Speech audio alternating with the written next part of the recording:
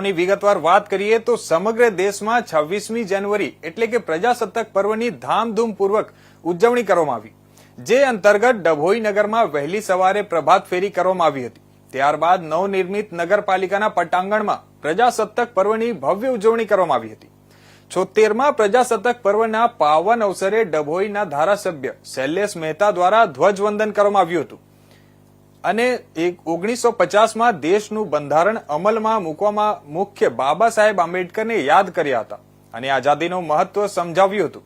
આ પ્રસંગે મોટી સંખ્યામાં પાલિકાના કોર્પોરેટરો, પાલિકા કર્મચારીઓ, વિવિધ પક્ષના હોદ્દેદારો, પોલીસ સ્ટાફના જવાનો, સામાજિક આગેવાનો અને વિદ્યાર્થીઓની હાજરીમાં તિરંગાને આન બાન અને શાનથી સલામી આપી પ્રજાસત્તાક પર્વની ઉજવણી કરવામાં આવી હતી। ના 76મા ગણતંત્ર દિવસની હું તમામ દેશવાસીઓને શુભેચ્છા પાઠવું છું। આપણે સૌ જાણીએ છીએ કે 15મી ઓગસ્ટ 1947ના દિવસે દેશને આઝાદી મળી અને 26 જાન્યુઆરી 1950ના દિવસે આપણું બંધારણ અમલમાં આવ્યું અને ત્યારથી દેશમાં કાયદાનું શાસન છે, પ્રજાનું શાસન છે અને પ્રજાસત્તાક દિવસ તરીકે પણ ઓળખવામાં આવે છે। આપણા બાબા સાહેબ આંબેડકરની અધ્યક્ષતામાં આ બંધારણ ઘડવામાં આવ્યું હતું અને એનો મુખ્ય સિદ્ધાંત જીવો અને જીવવા દો। આ સિદ્ધાંત પર રચાયેલું આ બંધારણ આજે 76 વર્ષે પણ આપણને આઝાદીનો અનુભવ કરાવે છે।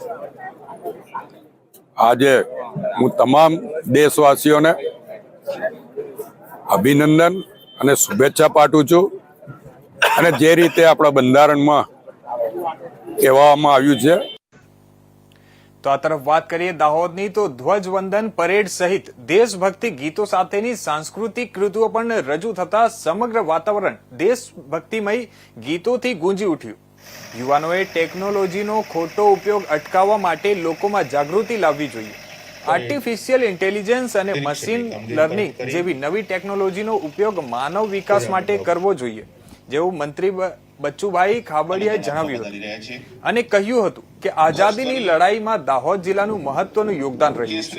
આ અવસરે સાંસદ જસવંતસિંહ ભાભોર, જિલ્લા પંચાયત પ્રમુખ કરણસિંહ ડામોર, જિલ્લા વિકાસ અધિકારી ઉત્સવ ગૌતમ, નિવાસી અધિકારી કલેક્ટર જે.એમ. રાવલ, નાયબ પોલીસ અધિક્ષક રાઠોડ, પ્રાંત અધિકારી, જિલ્લાના અમલીકરણ અધિકારીઓ, જિલ્લા પંચાયત ઉપપ્રમુખ, જિલ્લા પંચાયત સભ્યશ્રીઓ, તાલુકા પંચાયત સભ્યો સહિત ગ્રામજનો ઉપસ્થિત રહ્યા હતા।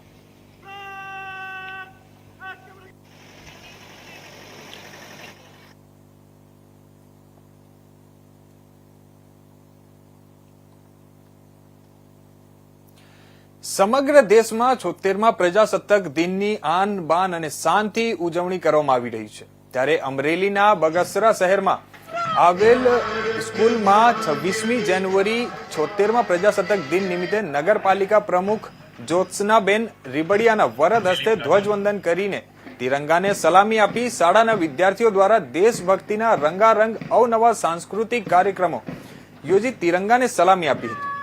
આ તકે શાળાના આચાર્ય એનવી જેઠવા સહિત શિક્ષક સ્ટાફ સાથે નગરપાલિકા સહિત વિવિધ આગેવાનો ઉપસ્થિત રહ્યા હતા અને તિરંગાને સલામી આપી હતી।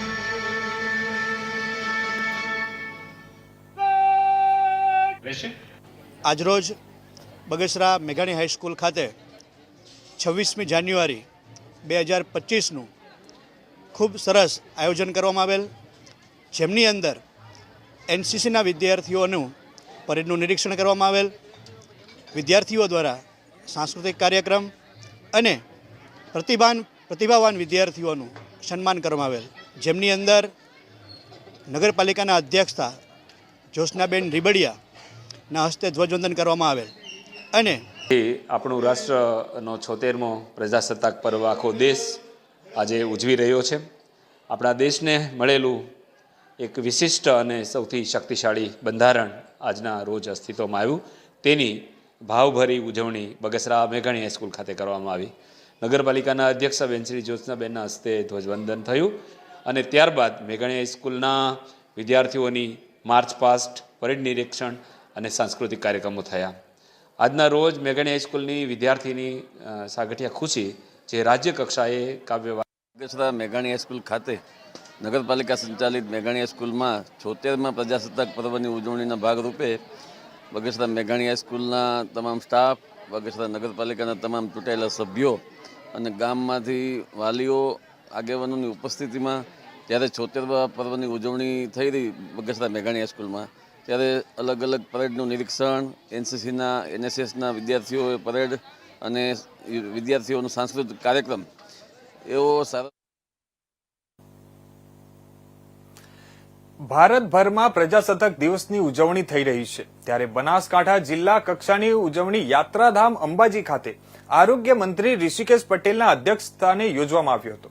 સૌપ્રથમ મંત્રી દ્વારા ધ્વજવંદન કરવામાં આવ્યું હતું. ત્યારબાદ જિલ્લા પોલીસ વિભાગ દ્વારા જુદી જુદી ટીમ દ્વારા પદ સંચાલન કરવામાં આવ્યું હતું, જેમાં શ્વાન અને ગુડ સવારના કર્તવ્ય જોવા લોકોનું આકર્ષણ થયું હતું, જેમાં સરકારે કરેલા વિવિધ કાર્યો અને યોજનાઓથી અગત કરાયું હતું. અંબાજીમાં થવા જઈ રહેલા વિકાસના 1200 કરોડના કાર્યનો પણ ઉલ્લેખ કરાયો હતો. ત્યારબાદ 16 જેટલા ટેબલોએ પોતાનું પ્રદર્શન કર્યું હતું, જેમાં આદિવાસી નૃત્ય, આંગણવાડી, સોલર ઉર્જા જેવા લોકોનું આકર્ષણનું કેન્દ્ર બન્યું હતું અને 150 જેવી કન્યાઓ દ્વારા રાષ્ટ્રભક્તિ ગીતો ઉપર નૃત્ય કરવામાં આવ્યું હતું.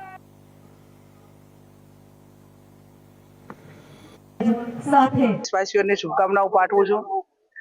1950માં જ્યારે આપણું બંધારણ અમલમાં આવ્યું એ પછી લોકો વડે, લોકો દ્વારા અને લોકોથી ચાલતી સરકાર એટલે એને પ્રજાસત્તાક દિવસ તરીકે આપણે એની ઉજવણી કરીએ છીએ.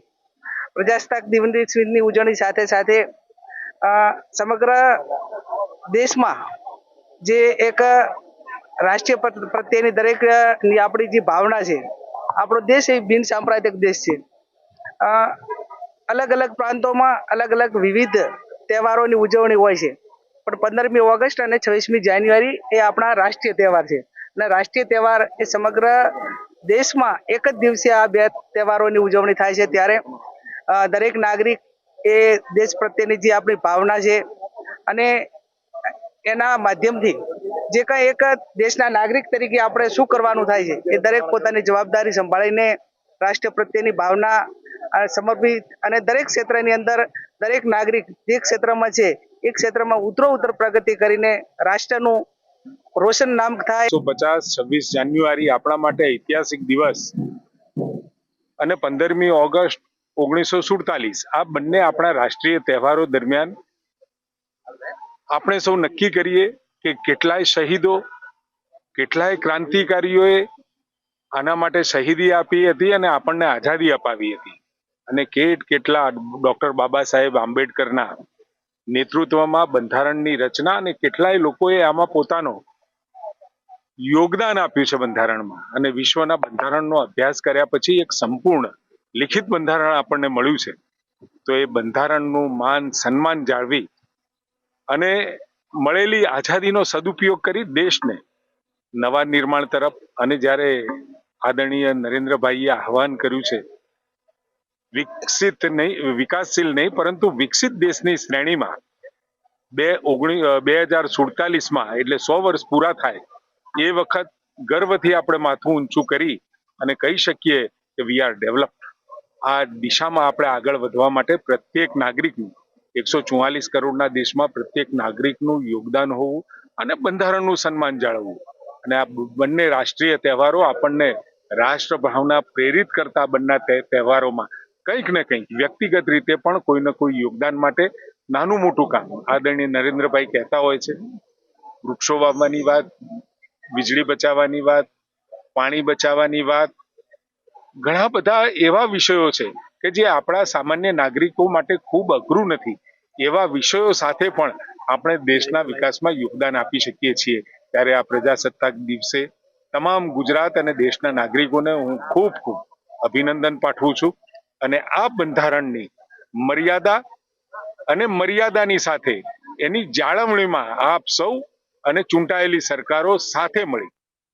તો બીજી બાજુ વાત કરીએ હિંમતનગરની, તો નેશનલ હાઈવે નંબર 8 ઉપર હિંમતનગરથી શામળાજી હાઈવે પર હિંમતનગરથી 30 કિલોમીટરના અંતરે આવેલ સહયોગ ટ્રસ્ટ નામની સંસ્થા છેલ્લા 35 વર્ષથી નિરંતર રક્તપિત્ત, દિવ્યાંગો તેમજ જેનું કોઈ આધાર ન હોય તેવા અને સમાજથી તરછોડાયેલા લોકોનું આધાર સ્તંભ બની રહ્યું છે. સહયોગ કુષ્ઠ ટ્રસ્ટની સ્થાપના 1978માં હિંમતનગર નજીક આવેલા રાયગઢ ગામ પાસે હાઈવે ઉપર 31 એકર જગ્યામાં નિર્માણ પામી હતી, જેમાં સુરેશભાઈ સોની નિરંતર સેવાનો ધોધ વહાવી રહ્યા છે. સુરેશભાઈ સોની મૂળ નર્મદા જિલ્લાના સિનોર ગામના વતની છે, તેમજ વડોદરામાં પ્રોફેસરની નોકરીમાં જોડાયા બાદ છેવાડાના વ્યક્તિ માટે કંઈ કરી છૂટવાની ભાવના અંતર્ગત જેનું કોઈ નથી તેના માટે પરિવાર સાથે આ કામગીરીમાં જોડાયા છે, જે આજની સુધી યથાવત રહેતા કેન્દ્ર સરકાર દ્વારા તેમને પદ્મશ્રી એવોર્ડ અપાયો છે, જેના પગલે આજે સુરેશભાઈ સોની સહિત સમગ્ર સહયોગ ટ્રસ્ટના પ્રત્યેક સદસ્યોના ચહેરા ઉપર ખુશીની લહેર ફેલાઈ છે. છેલ્લા 36 વર્ષથી સાબરકાંઠાની ધરતી ઉપર માનવતાની મહેક જગાવનાર સુરેશભાઈ સોનીને આજે જ્યારે કેન્દ્ર સરકાર દ્વારા સેવાની કદરરૂપ પદ્મશ્રી એવોર્ડ એનાયત કરવામાં આવ્યું છે, જેની ખુશી સુરેશભાઈ સહિત સમગ્ર સહયોગ પોસ્ટ ટ્રસ્ટમાં દેખાય છે. તેમજ લોકો આજે પણ સુરેશભાઈ સોનીને માનવતાના ભગવાન ગણે છે. આજે જ્યારે તેમના નામની જાહેરાત પદ્મશ્રી એવોર્ડ માટે કરાઈ છે, ત્યારે સ્થાનિક કક્ષાએ લોકોની સેવાનો અવિરત યજ્ઞ ચલાવનારની સાચા અર્થમાં કદર અને કિંમત થઈ હોય તે પરિવારજનો માની રહ્યા છે. આમ તો અહીં અંધ, માનસિક બીમાર, રક્તપિત્ત અને રક્તપિત્તના પરિજનો, આદિવાસી બાળક, મંદબુદ્ધિ, સ્કિઝોફ્રેનિયા વાળા લોકો મળી કુલ 1050 લોકો અહીં સ્થાયી થયા છે. તો 32 જેટલી અશક્ય ગાયોનું પણ પાંજરાપોળ પણ અહીં બનાવવામાં આવ્યું છે, જેમાં જે વ્યક્તિઓ છે તેમને રોટી, કપડા, મકાન અને તે શિક્ષણ તદ્દન મફત મળી રહે છે. તમામના ઘર આગળ સંપૂર્ણ સ્વચ્છતા, તમામ લોકોને બંને ટાઈમનું જમવાનું અને પાકું મકાન પણ અહીં આપવામાં આવ્યું છે. અહીં રહીને અનેક વિદ્યાર્થીઓ ઉચ્ચ શિક્ષણ પણ પ્રાપ્ત કરીને નોકરી પણ મેળવી છે અને સારી જગ્યાએ નોકરી પણ મેળવી છે. તો અનેક લોકો રક્તપિત્તમાંથી મુક્ત થઈ સારું જીવન પણ જીવી રહ્યા છે અને એનો શ્રેય માત્ર સુરેશભાઈ સોનીને જ જાય છે.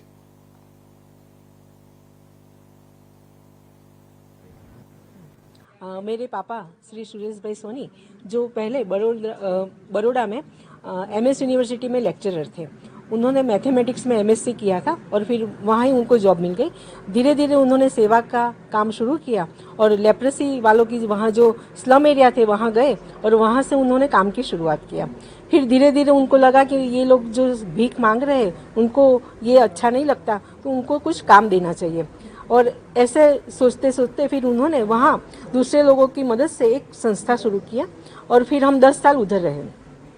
वहाँ से फिर हमें साबरकांठा में आए और यहाँ हमें रामू भाई पटेल करके एक सज्जन इंसान थे, उन्होंने हमें ये जमीन डोनेशन में दिया. फिर हम કુષ્ઠ ટ્રસ્ટ એક સંસ્થા નથી, એક ગામ છે. અહીંના જે સંસ્થાપક સુરેશભાઈ સોની, એમનું કહેવું છે કે અમે સેવા નથી, અમે તો પ્રેમ કરીએ છીએ. અહીંયા રક્તપિત્તના દર્દીઓ 250થી 300, પછી સામાજિક સમસ્યાને કારણે જે લોકો છે લગભગ 50-100 જેવા, પછી મંદબુદ્ધિના દીકરા અને દીકરીઓ લગભગ 300 જેવા, પછી સિઝોફ્રેનિયાના પેશન્ટ લગભગ 70 જેવા, પછી છાત્રાલયમાં રહેતા ભણતા બાળકો. આ બાળકો આજુબાજુ ગામડાઓમાંથી અહીંયા આવીને અહીંયા શિક્ષણ પ્રાપ્ત કરે છે. લગભગ એમની સંખ્યા 300 હશે. અહીંયા કુલ મળાવીને 1050 જેવા કુલ માણસો રહે છે ને આપણું એક નવું જીવન જીવી રહ્યા છે. તે સંસ્થા જ્યારે કામ શરૂ કર્યું 1988માં, ત્યારે રક્તપિત્તનું પ્રમાણ વધારે હતું. એટલે મેં જે વિકલાંગ હોય, રક્તપિત્તગ્રસ્તો જેમનું કોઈ ન હોય, સમાજ સ્વીકારે નહીં, એમને અમે રાખતા. જો કામ ન કરી શકીએ તો એમને પૂરું પ્રેમ આપીએ, જમવાનું, રોટી, કપડાં ઓર મકાન બધું મળે. અને જો કામ કરી શકીએ તો એમને જ્યાંથી આવે ત્યાં તો કોઈ કામ ના આપે, ભીખમ માંગવી પડે, પણ અહીં એમને કામ મળે અને સ્વમાનભર્યું જીવન મળે. એટલે શરૂઆતમાં હતું. હવે જેમ જેમ પ્રમાણ ઘટતું ગયું છે તો અમે આદિવાસી મા બાપના આજુબાજુ જે છે ભિલોડા, વિજયનગર, એ મા બાપના બાળકોને રાખી છે. 300 જેવા બાળકો છે. મંદબુદ્ધિના પણ 250 જેવા ભાઈઓ છે, 18 વર્ષથી ઉપરની ઉંમરના. મંદબુદ્ધિની બહેનો છે 180 જેવી. અને ગાંડાને પણ રાખવાનું શરૂ કર્યું છે 2 વર્ષથી. અપંગને ઘરડી ગાયો છે. મારું કામ છે, મને બાળકો ગમે છે, એટલે મારી હોબી છે. घना उत्साह है। भारत सरकार ने हमको पसंद किया, इसके लिए मैं बहुत खुशी है। ખાસ આ સેવા યજ્ઞ ક્યાંથી શરૂ કરો? અહીંયા કેટલા બાળકો છે? કયા પ્રકારના બાળકો અહીંયા રહેતા હોય છે?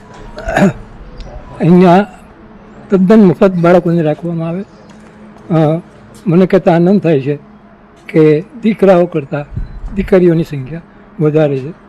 અમે એમની પાસેથી કોઈ પૈસા લેતા નથી. પ્રવાસ, ટ્યુશન વગેરેની બધી જ એમને મફત આપવામાં આવે છે. કેટલા વર્ષથી આ યજ્ઞ છે ચાલુ કર્યું હતું ને અત્યારે કેટલી ખુશી પદ્મશ્રી મળ્યો છે? સંસ્થા 1988માં શરૂ થયેલી ત્યારે પહેલાં લેપ્રસીના બાળકો હતા. અત્યારે તદ્દન નજીકના આદિવાસી બાળકો છે. તો બીજી બાજુ વાત કરીએ ભાવનગરની, તો ભાવનગર જિલ્લાના તળાજા તાલુકાના જૂની સોબાવડ ગામે રહેતા દલિત યુવાને ગામમાં બુટલેગરોના અત્યાચારથી કંટાળી જઈ ઝેરી દવા ગટગટાવી આપઘાત કરી લેતા ચકચાર મચી જવા પામી છે. બનાવ અંગે પ્રાપ્ત વિગતો અનુસાર જૂની સોબાવડ ગામે રહેતો અને તળાજા શહેરમાં એક પેટ્રોલ પંપ પર ફિલરમેન તરીકે નોકરી કરતા દીપક ખીમજી સોસા ઉંમર વર્ષ 42 થોડા સમય પહેલા તળાજા પોલીસને ગામમાં દેશી દારૂનો વેપલો કરતા આજ ગામના કિશોર મીઠા, ગોવિંદ ભરવાડ અને સંજય ભોપા ચુડાસમા વિરુદ્ધ ફરિયાદ કરી હતી, જેમાં પોલીસે બુટલેગરોના અડ્ડા પર જઈ ધરપકડ કરી હતી. આ વાતથી ઉશ્કેરાયેલા બુટલેગરોએ દીપકને ધમકાવી જાનથી મારી નાખવાની ધમકી આપી હતી અને જ્ઞાતિ વિશે અપમાનિત કરી હળદૂત કર્યો હતો. આ અંગે પણ દીપકે તળાજા પોલીસ સ્ટેશનમાં ફરિયાદ નોંધાવી હતી. દરમિયાન બુટલેગરોએ વધુ ને વધુ માનસિક ત્રાસ આપવાનું શરૂ કરતા ગત રોજ દીપકે તેના ભાઈને કોલ કરી જણાવ્યું હતું કે બુટલેગરોના ત્રાસથી કંટાળી જઈને તેણે ઝેરી દવા પી લીધી છે અને મને કંઈ થાય કે હું મરી જાઉં તો એના માટે ગામના બુટલેગરો જ જવાબદાર રહેશે તથા તેની સગીર પુત્રીની તેની ગેરહાજરીમાં ધ્યાન રાખવા જણાવ્યું હતું. દરમિયાન તેનો ભાઈ પ્રવીણ તથા અન્ય લોકો દીપકને તાત્કાળ સારવાર અર્થે હોસ્પિટલમાં લાવ્યા હતા, જ્યાં સારવાર દરમિયાન તેનું મોત થયું હતું. આ અંગે પ્રવીણે તેના ભાઈને મરવા મજબૂર કરનાર બુટલેગરો વિરુદ્ધ તળાજા પોલીસ સ્ટેશનમાં ફરિયાદ નોંધાવતા પોલીસે તપાસ હાથ ધરી છે. સમગ્ર બનાવને લઈને ભારે ચકચાર મચી જવા પામી છે.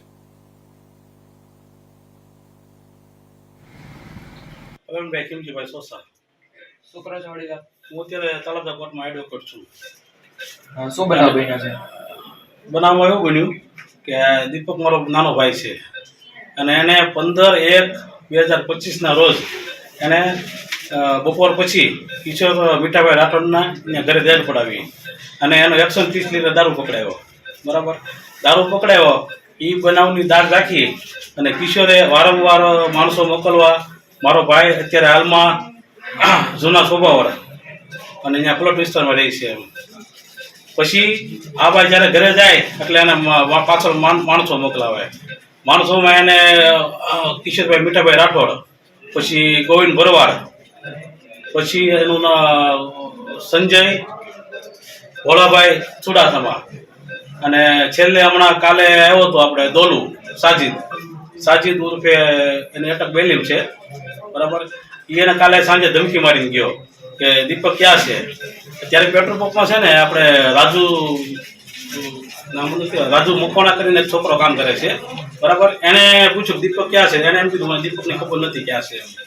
બરાબર, તો એ પછી એના રાજુએ ફોન કર્યો કે દીપક તો આજે ઘરે પૂતો નહીં, તને આ લોકો મારવા ગોતે છે એમ. બરાબર, એટલે પછી મેં મારા. તો બીજી બાજુ સુરેન્દ્રનગર મહાનગરપાલિકા દ્વારા મોડેલ ફાયર સ્ટેશનનું ખાતમુહૂર્ત કરવામાં આવ્યું છે. 7 મિનિટમાં 10,000 લીટરની ટેન્કરમાં પાણી ભરાય તે પ્રકારની ટેકનોલોજી પણ વિકસાવવામાં આવશે. સુરેન્દ્રનગર રિવરફ્રન્ટ પર મોડેલ ફાયર સ્ટેશનનું ખાતમુહૂર્ત કરવામાં આવ્યું છે. અંદાજિત 7.77 કરોડના ખર્ચે મોડેલ ફાયર સ્ટેશન ઊભું કરવામાં આવશે. ફાયર કર્મચારીઓ માટે ખાસ ક્વાર્ટર પણ બનાવવામાં આવશે. મહાનગરપાલિકાના કમિશનર, નાયબ દંડક જગદીશ મકવાણા સહિતના મહાનુભાવો ખાતમુહૂર્ત સમયે હાજર રહ્યા હતા.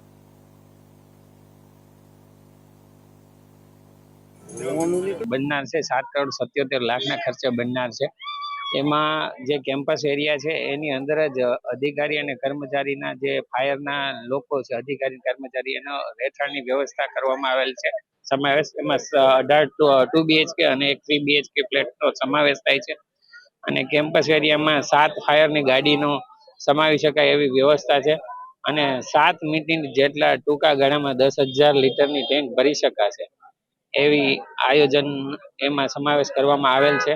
તેમજ એ જ કેમ્પસ એરિયામાં મોક ડ્રીલનો એરિયા તથા ગેરેજનો એરિયા પણ સમાવેશ કરવામાં આવેલ છે. ફાયર સ્ટેશન બનનારથી ટૂંક સમયમાં આગની ઇમરજન્સી પરિસ્થિતિમાં ગણતરીની મિનિટોમાં પહોંચી શકાશે અને પરિસ્થિતિને કંટ્રોલમાં કરી શકાશે. અત્યારે કેવી પરિસ્થિતિ છે ફાયરની?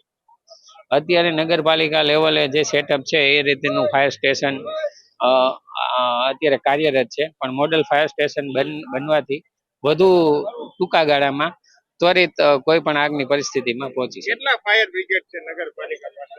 નગરપાલિકાના સેટઅપ મુજબ અત્યારે હયાત એક વઢવાણ પાસે આપણું ફાયર સ્ટેશન કાર્યરત છે.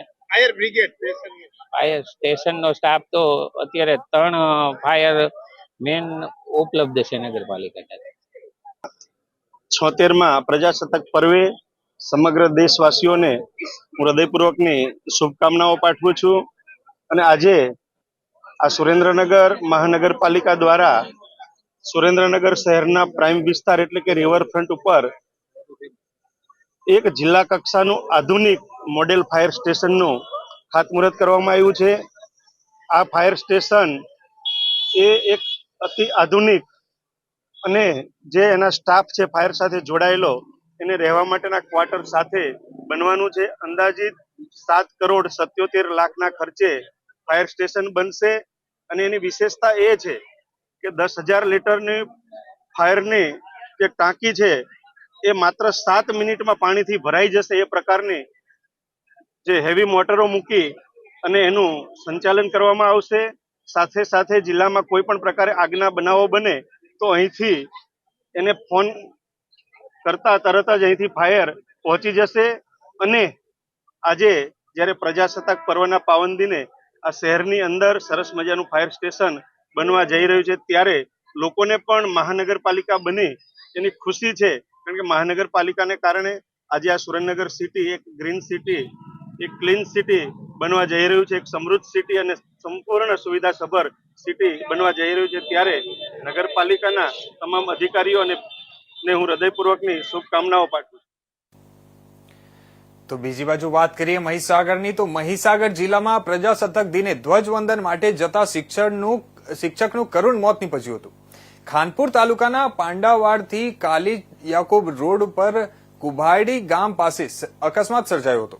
શિક્ષક મોટરસાયકલ લઈને જઈ રહ્યા હતા. તે દરમિયાન સામેથી આવતી એક્સયુવી કારે ટક્કર મારતા શિક્ષકનું ઘટના સ્થળે જ મોત નીપજ્યું હતું. મૃતક શિક્ષક રાજેશભાઈ પાંડોર ખાનપુર તાલુકાની વાઢેલા પ્રાથમિક શાળામાં ફરજ બજાવતા હતા. અકસ્માત એટલો ભયાનક હતો કે કારનું આગળનું ટાયર છૂટું પડીને દૂર ફેંકાઈ ગયું હતું, જ્યારે મોટરસાયકલ સાથે શિક્ષક પણ રોડથી દૂર ફેંકાઈ ગયા હતા. સમગ્ર મામલે બાકોર પોલીસે ઘટના સ્થળે પહોંચી બનાવ અંગે તપાસ હાથ ધરી છે, જ્યારે ગાડી ચાલક ગાડી મૂકીને ભાગી ગયો છે.